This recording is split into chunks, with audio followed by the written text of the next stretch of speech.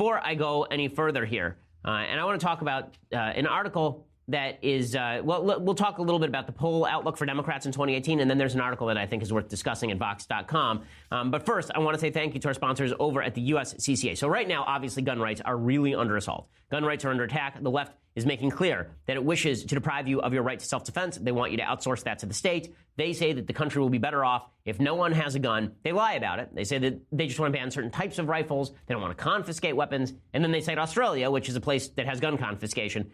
The left isn't honest about their agenda, but we are honest about their agenda.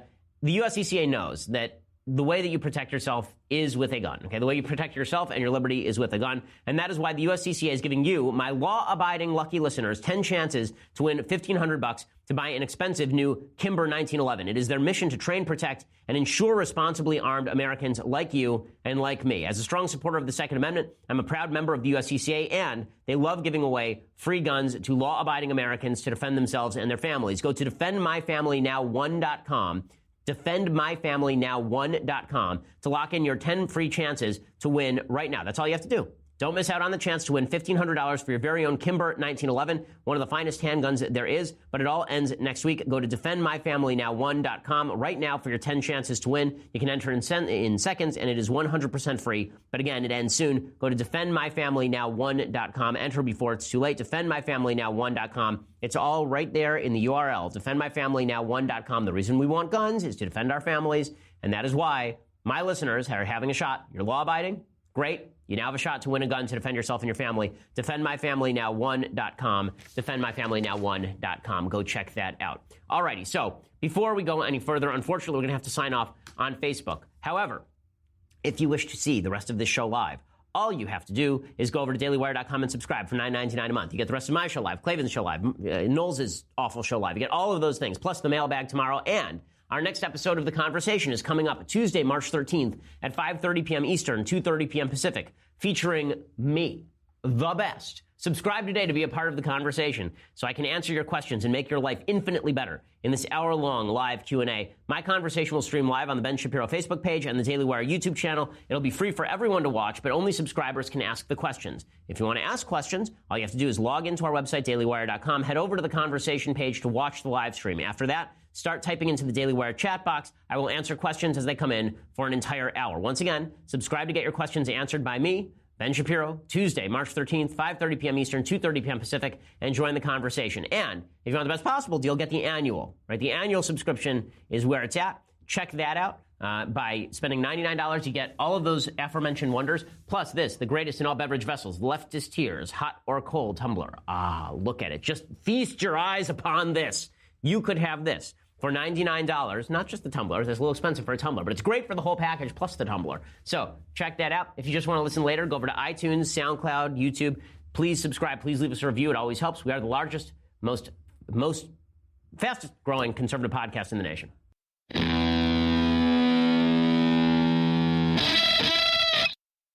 So there's an article out of Vox.com. I asked my wife to read it because I wanted to see if she had the same reaction to it that I did.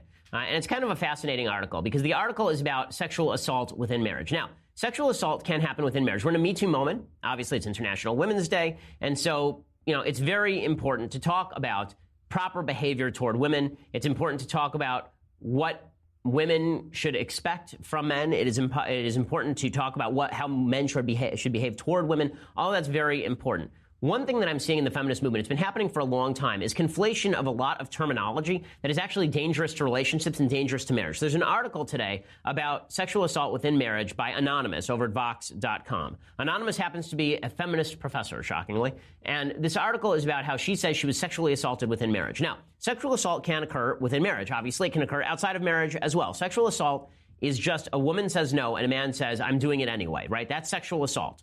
Right? A woman refuses consent and a man disobeys that and then does the most evil act a human being can do outside of murder, which is that he takes advantage of a woman against her will. Right? That is, in my view, should be punishable by castration or death. I mean, that's how seriously I take sexual assault. But one thing that the left has done is they have watered down consent. So we saw this with the Aziz Ansari story, where a woman accused Aziz Ansari of violating her consent when she did not, in fact, say no to him at any point. When she did say no, he stopped. It was just him being persistent. There was really no evidence that he raped her or sexually assaulted her in any way. She got naked in his apartment. They performed sex acts on each other. That whole story was ridiculous. Vox.com has another story that Ezra Klein is calling deeply important. And so I think it's important to recognize a couple of things. Within marriage, number one, as a married man and as a man and as somebody who reads social science studies and as someone who believes in evolutionary biology, men want sex more than women do. Or at least they want sex on a more regular basis than women do. Okay, every social science study ever done shows this. Men, on average, want sex more often than women do. The great feminist lie that women want sex in the same way that men want sex is just absurd. It's crap. It's not true. Men are more aggressive about sex. Men want sex more often. Men want sex with more different partners. Okay, all of these things are supported by a vast bevy of social science statistics. What that means is that within marriage, there is often an imbalance. Men want sex more often than their wives do.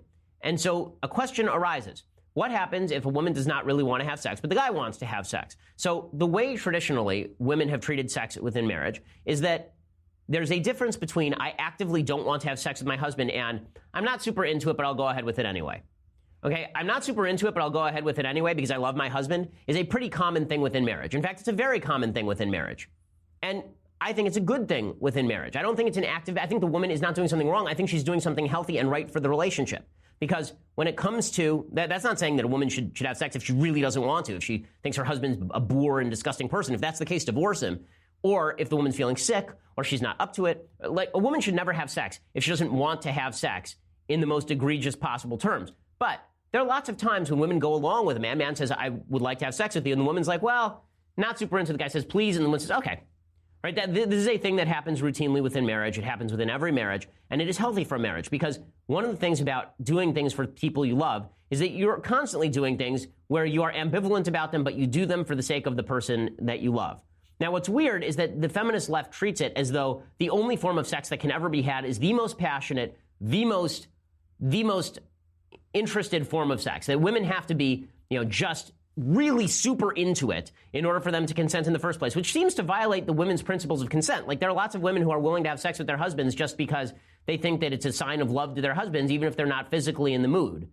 Right? That happens all the time. And I don't think that that's a bad thing. I think it's a very healthy thing. I think it's setting an expectation up for women that can't be fulfilled within a relationship if they think that a man is going to be happy with his wife only having sex with him only at the times when she's most enthusiastic about it. Because again, just biologically speaking, women are not going to be enthusiastic about sex nearly as much as men are.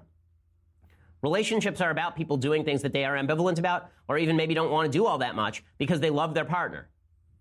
Again, this is not to say that men should be able to violate the consent of their wives. Of course not. That's rape. But it is to say that there are lots of situations in which women consent, aren't super enthusiastic, and consent anyway. We have this in everyday life with a variety of issues. And it's not just, and it's true of sex as well. The reason I say this is because this article from Vox.com blurs this line. They say that anytime a man says to his wife, can we have sex? And she says, I'm not super into it, but okay, that he's now raping her. This is a problem, okay? This undermines the nature of relationships. It creates false expectations for women on how sex is supposed to go within relationships. It creates false expectations for men on how sex is supposed to go within marriage. So here's what this anonymous person writes, who is, of course, a feminist. She says, a feminist professor. She says, 8 years into our marriage, sitting in a therapist's office with my husband, I mustered all my courage and said my deepest, darkest truth. When we have sex, I feel like I'm being violated.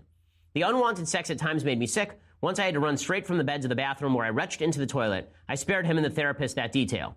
Now, she doesn't say that she said no and then he raped her anywhere in this article. She just says that she didn't want the sex. She apparently said yes or consented to it, and then she went and retched, which is I wonder why these people were married. There's part of the story we are not hearing here. That's not a normal thing. You have sex with your husband in a consensual level and then you go vomit. I'm going to go with they've got some other problems. She says, my husband shrugged and staring ahead with more indifference than disdain replied, she's always so melodramatic. His response didn't surprise me. It was his standard reaction to my complaints about the sad state of our marriage, his way of training me to see my needs, emotional connection, and communication as excessive, and his primarily sex as entirely reasonable. So, quick note here. Men see sex as a substitute for intimacy. Women see intimacy as a reason for sex. Okay, so if a woman won't have sex with her husband, the man sees that as a rejection of him. Okay, the man sees it as a rejection of love for him. If a woman doesn't feel emotional intimacy and she feels like she is only being used for sex, then she feels like she is being used. So men and women are almost coming at sex from polar opposite directions. Okay, but the way that they meet is inside a committed relationship when intimacy and sex are completely are completely overlapped. One of the things the feminist movement has done, I think has been really egregious, is they've separated off intimacy and sex. They've said sex is a bodily function and intimacy is an emotional function. And that means that you can separate these two things off. They did this so that they could separate commitment from sex. They did this so they could say that marriage had nothing to do with sex. They did this so they could say single people sleeping around, totally fine, totally praiseworthy, totally healthy, no bad ramifications. All you have to do is just see sex as pooping, and it's the same thing, right? Sex is eating. It's just another bodily function you engage in. Why should there be any emotional connection? But then when it comes to how actual human beings behave, intimacy is inherently connected to sex. And that's true for men as well. Okay, if a woman who is married to a man will not have sex with him under any circumstances, he is going to feel slightly peeved. He is going to feel as though the woman doesn't love him.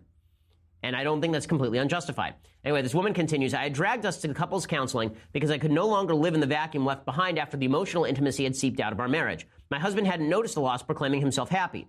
At home, so he sounds like an insane person, by the way, to be happy in this relationship. At home, having tried without success, the therapist prescribed exercises for restoring emotional connection, check-ins about feelings, non-sexual touch. My husband lobbied for his own solution. The thing you need is really complicated and difficult, and it's not something I can do. But the thing I need is easy and quick. Why can't you just give me the thing I need? I acquiesced.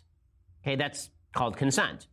Okay, so she's stupid, first of all. She sounds like a person who at least is making bad decisions. Right? If your husband says to you, I can't give you anything that satisfies you emotionally, just give me the sex, and you go along with that, you're making a mistake in your relationship. She says, at the time, it didn't feel like a choice. It felt inevitable. I lived every evening dreading the signals of my husband's desire. I bargained my way out of sex as often as I could. I gloried in being sick enough to have the right to refuse. On the nights when I couldn't get out of it, we used a method I taught myself to tolerate and that he astoundingly tolerated as well. I read a book to distract myself for as long as I could while he did the thing he needed to do. I did not let him kiss me for the last several years of our marriage. That was the rule. You can bleep me, but you can't kiss me, and I don't have to pretend to like it. That satisfied him. Okay, so first of all, he sounds like a real messed up dude. Okay, if that satisfies any guy, if a guy feels satisfied by that sort of level of sexual connection with his intimate partner, then that person is screwed up. There are a lot of deeper issues in this marriage, but the problem I have with this article is the conflation of what seems to be, like, what she's talking about is a failed marriage, a real failed marriage where she hates her husband and he doesn't care about her. Okay, but what she's conflating that with is every woman who's ever said yes to sex with her husband when she wasn't like super into it. And she's conflating that with sexual assault. She said, submitting to sex with a man who knew it was unwanted, who knew I felt deep pain at our lack of emotional connection, and who had been clearly told that it felt like a violation, broke something in me. Knowing that he could still enjoy and feel emotionally fulfilled by that unwanted sex shattered my idea of our marriage. I felt like a sex doll. I felt unselfed. But I blame myself. Well, I mean, to a certain extent, you should have used your volition, right? I mean, you should have stood up and said no if this is the way that your marriage was going. And he does sound like a piece of work. But honestly, it sounds like you never said no. I mean, it sounds like you never said, listen, without emotional connection, nothing's happening in the bedroom, Buster, which seems like the right way to do this. But if you're setting up the expectation, here's the problem that I have with all of this. If you're setting up the expectation from men that men are only going to have sex with their wives when their wives are fully emotionally deployed, fully into it, really horny, right? If that's the idea, then that's not going to work inside marriages. It just isn't.